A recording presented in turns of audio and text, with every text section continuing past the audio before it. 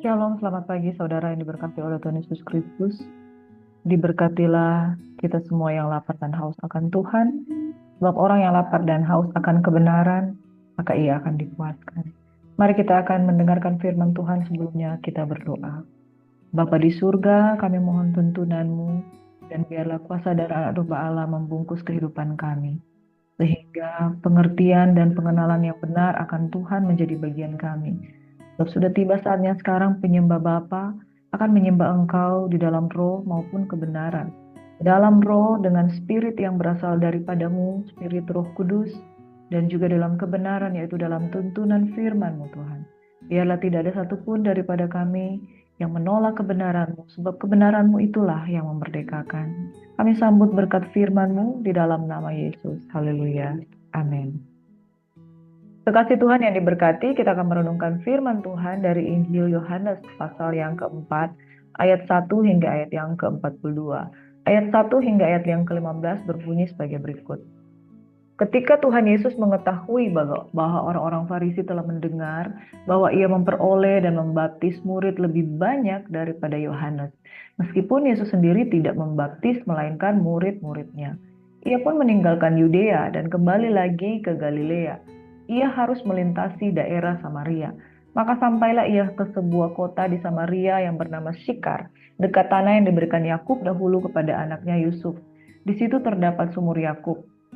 Yesus sangat letih oleh perjalanan, karena itu ia duduk di pinggir sumur itu. Hari kira-kira pukul 12, maka datanglah seorang perempuan Samaria hendak menimba air. Kata Yesus kepadanya, "Berilah aku minum." Sebab murid-muridnya telah pergi ke kota membeli makanan. Maka kata perempuan Samaria itu kepadanya, "Masakan engkau seorang Yahudi minta minum kepadaku seorang Samaria? Sebab orang Yahudi tidak bergaul dengan orang Samaria." Jawab Yesus kepadanya, "Jikalau engkau tahu tentang karunia Allah dan siapakah dia yang berkata kepadamu, 'Berilah aku minum,' niscaya engkau telah meminta kepadanya dan ia telah memberikan kepadamu air hidup." Kata perempuan itu kepadanya, "Tuhan, engkau tidak punya timba dan sumur ini amat dalam, dari manakah engkau memperoleh air hidup itu? Adakah engkau lebih besar daripada bapa kami Yakub yang memberikan sumur ini kepada kami dan yang telah minum sendiri dari dalamnya, ia serta anak-anaknya dan ternaknya?" Jawab Yesus kepadanya, "Barang siapa minum air ini, ia akan haus lagi. Tetapi barang siapa minum air yang akan kuberikan kepadanya, ia tidak akan haus untuk selama-lamanya. Baliknya, air yang akan kuberikan kepadanya akan menjadi mata air di dalam dirinya yang terus-menerus memancar sampai pada kehidupan yang kekal." Kata perempuan itu kepadanya, "Tuhan, berikanlah aku air itu supaya aku tidak haus dan tidak usah datang lagi ke sini untuk menimba air." Saudara, bagian yang pertama yang kita akan bahas di sini adalah persoalan air. Baik itu air secara jasmani, secara fisik yang sedang mereka sama-sama Yesus maupun juga perempuan Samaria itu sedang ingin mengambilnya, maupun air kehidupan, tentang kehidupan yang kekal. Bapak Ibu Saudaraku yang diberkati, saya mau katakan bahwa perjumpaan Yesus dengan perempuan Samaria ini tidak ada yang kebetulan. Demikian pula kita dengan perjumpaan kita dengan Yesus tidak ada satupun yang kebetulan. Terkadang diawali dengan sebuah kebutuhan hidup. Perempuan ini adalah perempuan Samaria. Dahulu orang Samaria tidak bergaul dengan Israel, karena dulu kala sejarahnya orang Israel Utara dan Israel Selatan itu yaitu Yerusalem, Yehuda dan juga Israel itu tidak rukun. Seringkali terlibat perang saudara dan mereka juga memiliki pola ibadah yang berbeda. Orang Yahudi, orang Yehuda cenderung lebih taat beribadah, sedangkan orang Samaria sangat dikuasai oleh penyembahan-penyembahan berhala, dan orang Samaria tidak setaat orang Yahudi, dan orang Yahudi begitu sangat menjaga kehidupannya, atau orang dari bangsa Yehuda itu sangat menjaga kehidupannya, dan mereka seringkali tidak mau bergaul dengan orang Samaria. Nah, mereka pergi ke daerah Sikar. Perempuan Samaria itu mengambil air. Dia mengambil air jam 12 tengah hari. Yesus dalam perjalanan dari keletihannya melayani, dia sendiri sedangkan murid-muridnya sedang membeli makanan. Mereka mengalami perjumpaan di satu tempat yang sama. Saudara, perjumpaan dengan Yesus tidak ada kebetulan. Diawali dengan sebuah kebutuhan. Tetapi momen yang tepat itu membuat perempuan itu mengenal Yesus secara pribadi. Dia datang ke sana jam 12 tengah hari karena memang dia adalah perempuan yang memiliki 5 orang suami, dan sekarang suami yang laki-laki ada padanya itu pun bukan suaminya. Sedangkan Yesus dalam perjalanan, karena dia dalam perjalanan misi. Mereka punya kebutuhan yang berbeda. Yesus dalam pelayanan, sementara perempuan ini mencari air di jam 12 siang, karena biasanya perempuan yang punya 5 suami ini itu merasa malu untuk berjumpa dengan orang. Makanya dia datang pada waktu tengah hari. Lalu dia berkata, mana mungkin orang Samaria minta minum daripadaku? Mana mungkin Yesus, ya orang Yahudi, bergaul dengan orang Samaria meminta minum daripadanya? Karena biasanya orang Samaria tidak bergaul dengan orang Yahudi tidak mau bergaul dengan orang Samaria. Tetapi Tuhan berkata, kalau engkau tahu tentang siapakah dia yang berkata kepadamu, berilah aku minum, niscaya engkau telah meminta kepadanya, dan Yesus akan memberikan dia air hidup. Perempuan itu meminta air hidup daripada Yesus. Saudaraku yang diberkati oleh Tuhan Yesus Kristus, dalam hidup ini saudara ada kekosongan hati yang sebetulnya hanya bisa diisi dengan kehadiran Tuhan. Dan perempuan ini memiliki kekosongan hati karena dia punya 5 orang suami. Dan yang sekarang ada padanya laki-laki yang keenam, tapi dia tidak juga beroleh kepuasan, dan Tuhan mengetahui hal itu. Dan dengan secara marifat, secara pengetahuan, dia langsung berkata-kata sesuai dengan apa yang menjadi kebutuhan perempuan itu. Jadi saudara, tidak ada yang kebetulan perjumpaan dengan Yesus. Karena tidak ada yang kebetulan, maka perkataan Yesus kepadanya juga tidak ada yang kebetulan. Karena Tuhan mengetahui apa yang diperlukan oleh perempuan ini bukan sekedar air minum, air secara jasmani, tetapi rasa haus dari perempuan ini yang tidak pernah terpuaskan. Bahkan semakin banyak dia bergaul dengan suami yang 5 orang, semakin banyak dia bergaul dengan laki-laki keenam, dia semakin tidak merasa terpuaskan. Karena sesungguhnya orang yang serakah itu tidak pernah, orang yang serakah dengan hubungan seperti yang dilakukan oleh perempuan ini tidak akan pernah merasa puas. Jikalau dia tahu apa yang sesungguhnya dia perlukan, yaitu air kehidupan, maka dia akan mengalami kepuasan di dalam batinnya. Yesus mengetahui kebutuhan perempuan ini. Saudara, kita datang kepada Yesus karena kebutuhan, dan Tuhan yang paling mengerti apa yang kita butuhkan, Dia akan menjawab sesuai dengan kemurahan dan kasih karunia-Nya. Yohanes 4 ayat 16 hingga ayat 29. Kata Yesus kepadanya, pergilah, panggillah suamimu dan datanglah tepinya. Saudara, tidak ada hubungannya antara suaminya dan persoalan air hidup. Tetapi inilah yang dikehendaki oleh Tuhan, yaitu perempuan itu mengetahui apa yang sesungguhnya dia butuhkan, yaitu bukan air minum, tetapi air hidup. Kata perempuan itu, aku tidak mempunyai suami. Kata Yesus kepadanya, tepat katamu bahwa engkau tidak mempunyai suami, sebab engkau sudah mempunyai 5 suami, dan yang ada sekarang padamu bukanlah suamimu. Dalam hal ini engkau berkata benar atau jujur. Kata perempuan itu kepadanya, Tuhan, nyata sekarang padaku bahwa engkau seorang nabi. Nenek moyang kami menyembah di atas gunung ini, tetapi kamu katakan bahwa Yerusalemlah tempat orang menyembah. Kata Yesus kepadanya, percayalah kepadaku, hai perempuan, saatnya akan tiba bahwa kamu akan menyembah Bapa bukan di gunung ini dan bukan juga di Yerusalem. Kamu menyembah apa yang tidak kamu kenal, kami menyembah apa yang kami kenal, sebab keselamatan datang dari bangsa Yahudi. Tetapi saatnya akan datang dan sudah tiba sekarang bahwa penyembah-penyembah benar akan menyembah Bapa di dalam roh dan kebenaran, sebab Bapa menghendaki penyembah-penyembah demikian. Allah itu roh, dan barang siapa menyembah Dia harus menyembahnya dalam roh dan kebenaran. Jawab perempuan itu kepadanya, aku tahu bahwa Mesias akan datang yang disebut juga Kristus. Apabila Ia datang, Ia akan memberitakan segala sesuatu kepada kami. Kata Yesus kepadanya, akulah Dia yang sedang berkata-kata dengan engkau. Kata Yesus kepadanya, akulah Dia yang sedang berkata-kata dengan engkau. Pada waktu itu datanglah murid-muridnya, dan mereka heran bahwa Ia sedang bercakap-cakap dengan seorang perempuan, tetapi tidak seorang pun yang berkata apa yang engkau kehendaki atau apa yang engkau percakapkan dengan Dia. Maka perempuan itu meninggalkan tempatnya di situ, lalu pergi ke kota dan berkata kepada orang-orang yang di situ, mari lihat, di sana ada seorang yang mengatakan kepadaku segala sesuatu yang telah aku perbuat. Mungkinkah Dia Kristus itu? Maka mereka pergi keluar kota lalu datang kepada Yesus. Karena Yesus mengatakan apa yang telah Dia perbuat, maka dia percaya bahwa Yesus adalah Mesias. Sebab Dia katakan, Aku tahu bahwa akan datang yang disebut juga Kristus. Apabila dia datang, ia akan memberitahukan segala sesuatu. Perempuan berdosa ini lebih mudah untuk percaya daripada ahli-ahli Taurat yang mempelajari kitab-kitab.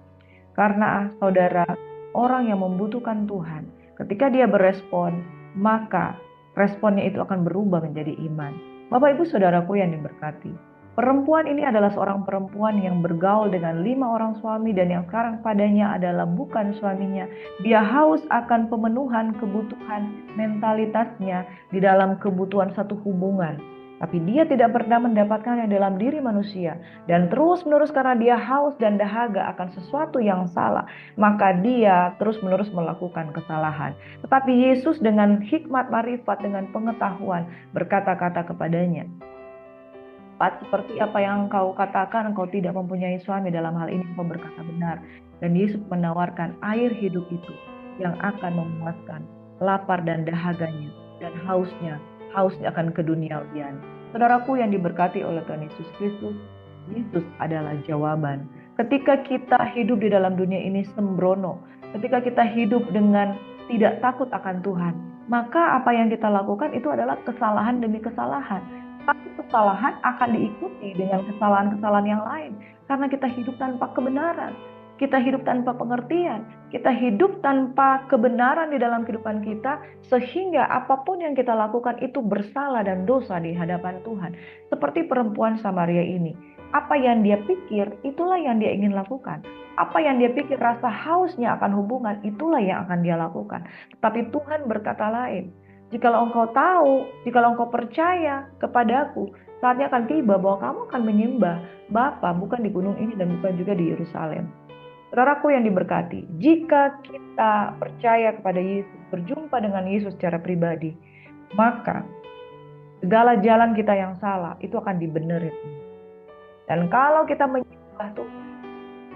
menyembah Tuhan, di dalam roh dan di dalam kebenaran, maka kita tidak lagi akan salah melangkah. Kita tidak akan lapar dan haus lagi akan perkara-perkara duniawi yang menyesatkan. Kita tidak lagi akan memuaskan diri kita dengan hal-hal yang salah. Perempuan ini sungguh sudah sangat menyimpang kehidupannya. Tetapi perjumpaan dengan Yesus akan menuntun kembali seseorang untuk kembali pada kebenaran. Saudara, apa yang Tuhan kehendaki? Kamu menyembah apa yang tidak kamu kenal, sebab kamu menyembah. Tapi kami menyembah apa yang kami kenal, sebab keselamatan datang dari bangsa Yahudi. Dan ini sudah tiba saatnya sekarang. Saudara, ketika engkau berjumpa dengan Yesus secara pribadi, jangan bilang nanti. Jangan bilang, tunggu ya, saya pikir-pikir dulu. Saatnya sudah tiba sekarang. Saudara, kalau engkau berjumpa dengan Yesus pada perjumpaan secara pribadi, sekarang. Jangan tunda nanti. Jangan tunda waktu yang akan datang. Sekarang. Penyembah-penyembah benar akan menyembah Bapa dalam roh dan kebenaran. Sebab Bapa menghendaki penyembah-penyembah demikian. Saudara, ketika engkau berespon dengan Tuhan, maka hari itu juga keselamatan itu akan datang di dalam kehidupan. Perempuan itu ketika dia berespon dengan Tuhan Yesus, maka saat itu juga dia meletakkan tempayannya dan dia pergi memberitakan kebenaran itu kepada orang-orang di sekitar dia. Maka dia adalah perempuan pertama yang memberitakan Injil. Pada waktu dia berjumpa secara pribadi, dia katakan kepada orang-orang, lihat itulah pribadi yang itulah Rabi yang mengatakan apa semua yang aku perbuat. Mungkinkah dia itu Kristus? Dan dia mulai percaya. Pada perjumpaannya secara pribadi dengan Tuhan, dia langsung percaya bahwa dia adalah Mesias. Bapak Ibu Saudaraku yang diberkati, perjumpaan dengan Yesus akan mengubahkan paradigma. Ada 4 ayat 29 hingga ayat 42.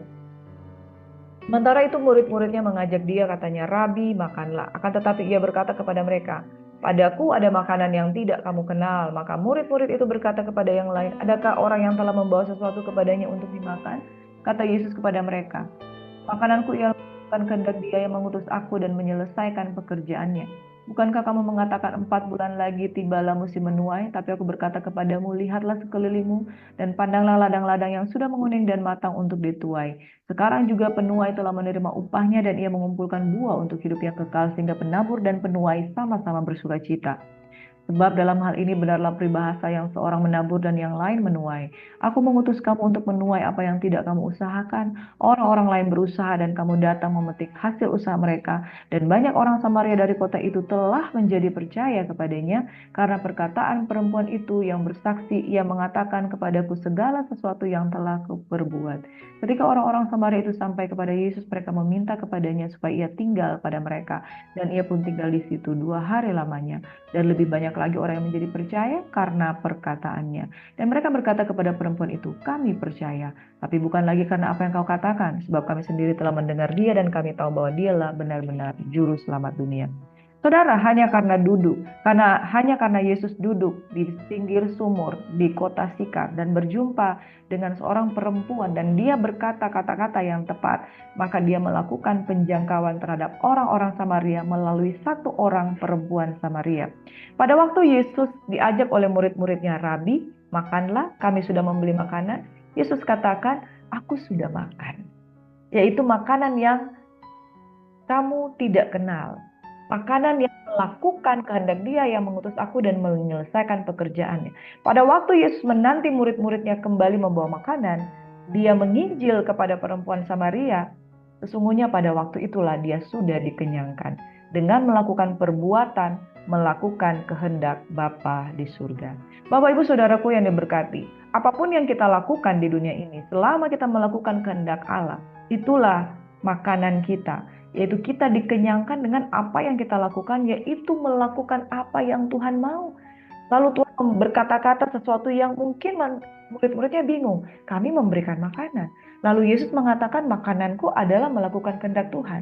Saudara, di dalam setiap pengajaran Yesus, dia sedang mengimpartasikan satu pengajaran kepada murid-muridnya.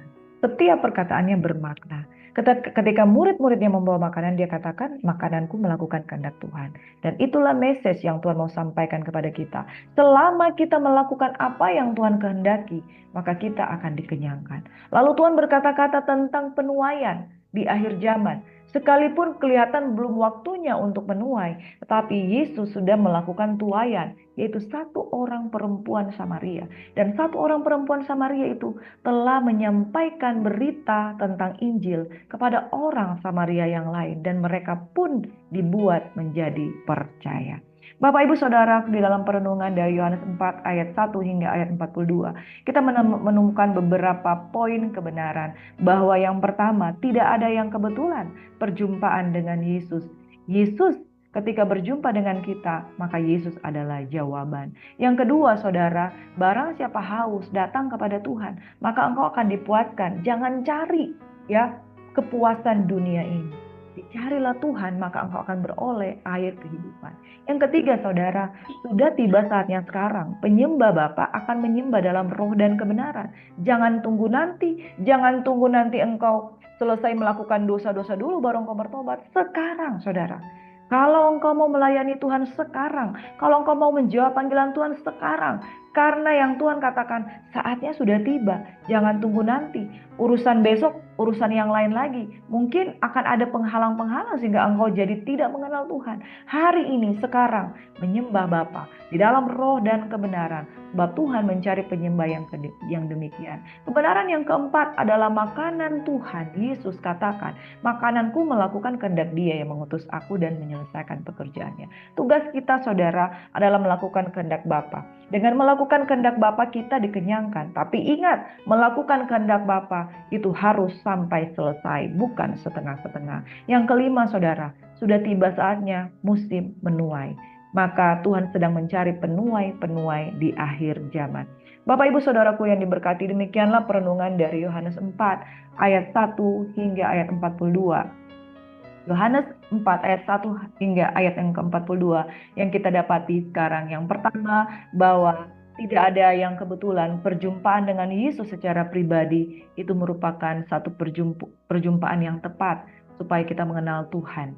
Yang kedua, saudaraku yang diberkati, bahwa ketika kita mau sungguh-sungguh dengan Tuhan, saudara, maka kepuasan kita tidak ditentukan dari apapun juga, melainkan dari Yesus. Perjumpaan dengan Tuhan, jangan tunggu nanti, tetapi sekarang, saudara, untuk kita datang sungguh-sungguh dengan Tuhan. Timingnya sekarang, saudara. Jangan tunggu nanti, sebab Yesus adalah jawaban. Tidak ada yang kebetulan, saudara, perjumpaan dengan Yesus. Ya, tidak ada yang kebetulan perjumpaan dengan Yesus. Yang ketiga, saudara, sudah tiba saatnya akan menyembah Bapa dalam roh dan kebenaran. Sembahlah Dia dalam roh dan kebenaran, maka engkau akan beroleh kehidupan yang kekal. Yang keempat, lakukan kehendak Bapa. Sebab itulah makanan yang mengenyangkan kita. Lakukan kehendak Bapa, itulah makanan kita yang mengenyangkan kita dan menyelesaikannya. Jangan setengah-setengah. Sebab firman Tuhan juga mengatakan, terkutuklah orang yang melakukan pekerjaan Tuhan dengan lalai. Jadi harus selesai. Yang kelima, Bapak Ibu Saudaraku yang diberkati, ini saat penuaian terjadi, maka Tuhan sedang mencari penuai-penuai di akhir zaman. Mari saudara beritakan Injil dan tuailah jiwa-jiwa di akhir zaman. Mari kita satu dalam doa. Bapa, kami berdoa kekasih-kekasih Tuhan yang pada hari ini mendengarkan sabda firman Tuhan. Kiranya firman Tuhan menjadi kekuatan di dalam kehidupan kami, menjadi berkat di dalam kehidupan kami. Kami bukan sekedar Tuhan menjadi pendengar, tapi menjadi pelaku firman Tuhan. Kami rindu Bapa di surga, tidak ada perjumpaan yang kebetulan. Biarlah setiap perjumpaan itu kami mengenal Engkau sekarang, dan lebih lagi dengan sungguh-sungguh menyembah Bapa dalam roh dan kebenaran, sebab Bapa menghendaki penyembah yang demikian. Dan kami menjadi pribadi-pribadi yang melakukan kehendak Tuhan dan menyelesaikannya, sebab itulah yang menjadi makanan yang menguatkan kami. Ini saatnya penuai-penuai di akhir zaman untuk bergerak bersama dengan Tuhan. Bapak, kami mau berdoa untuk pokok-pokok doa yang senantiasa mereka gumulkan, yaitu keluarga besar Tuhan, Simbolon, Pangaribuan, Medan Tuhan. Mereka merindukan pemulihan hubungan terjadi, pemulihan dalam keluarga. Juga Ibu Lia Liana Medan Tuhan, Gembala Tasya Sitepu, Pak Antoni Tuhan, pemulihan keluarga dan masalah pekerjaan dipulihkan dalam kehidupan mereka. Keluarga Bapak Jerry Simbolon Tuhan, agar dipulihkan dengan istri dan anaknya, pemulihan keluarga, dan juga dia boleh mengenal Tuhan dengan sungguh-sungguh dan pertobatan yang sejati. Saudara Rafaela Januli Jakarta Tuhan, juga GPDI LHK Bot Medan yang sedang berdoa untuk jiwa-jiwa baru, dan mereka rindu Tuhan agar jemaat ini boleh membangun satu gereja yang lebih baik lagi. Kami berdoa untuk Bapak Hendrik Simbolon dalam pengenalan akan Tuhan yang lebih lagi. Ibu Reni Boyo dan Saudari Jenika Tumiwa yang mengalami duka cita, kiranya kekuatan penghiburan terjadi dalam kehidupan mereka. Saudara Rio Agustivo dalam pergumulan ekonomi dan pertobatan terjadi bersama dengan keluarga. Mbak Opung Herliana Siahaan yang mengalami yang sedang kemoterapi, Engkau pulihkan keluarga mereka. Juga kami berdoa Tuhan untuk Oma Eska Maringka yang ada di Bitung, Bapak Adrianus Napitupulu, Ibu Nita Siantuti, dan juga Ibu Ratni, serta Bapak Maurid Henderson Simbolon yang bergumul dengan pemulihan kesehatan. Tuhan memberkati. Pak Lendra kiranya dipulihkan dari sakit dan masalah pekerjaan. Ibu Elsya dan Pak Ato yang ada di Palu, pemulihan kesehatan terjadi bagi suaminya dan masalah ekonomi mereka boleh tertangani dengan baik. Pak Iwan yang ada di Jakarta, Tuhan, biarlah mereka disembuhkan dari penyakit HNP. Juga Opung Marit Simbolon, Ibu Hesti Theophilus yang ada di Ambon. Tuhan, terima kasih Engkau telah memberikan pemulihan di dalam kehidupannya, dan lebih lagi Ibu Mulyani Boru Simbolon, dan kami berdoa Tuhan Yesus renovasi gereja GPD LHK Bot agar semua terjadi dengan lancar di dalam nama Yesus. Kami percaya seperti Yakobus 5 ayat 16 berkata, hendaklah kamu saling mengaku dosamu dan saling mendoakan supaya kamu sembuh.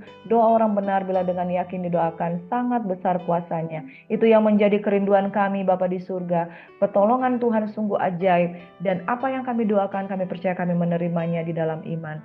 Tuhan kiranya memberkati dan melindungi engkau. Tuhan menyinari engkau dengan wajahnya, memberikan engkau kasih karunia, dihadapkannya wajahnya kepada memberikan engkau damai sejahtera. Kami terima berkat yang spesial pada pagi hari ini dengan ucapan syukur. Keluarga besar Tuhan yang mengalami duka cita, keluarga Opung Dokter Tuhan, Opung Karmel yang sudah meninggal dunia, kekuatan penghiburan terjadi dalam keluarga. Di dalam nama Yesus, damai sejahtera Tuhan memelihara hati dan pikiran kami semua. Kami sambut berkat firman-Mu pada hari ini, kami dipulihkan hanya di dalam nama Yesus. Semua yang percaya diberkati Tuhan, dikuatkan Tuhan, sama-sama katakan amin.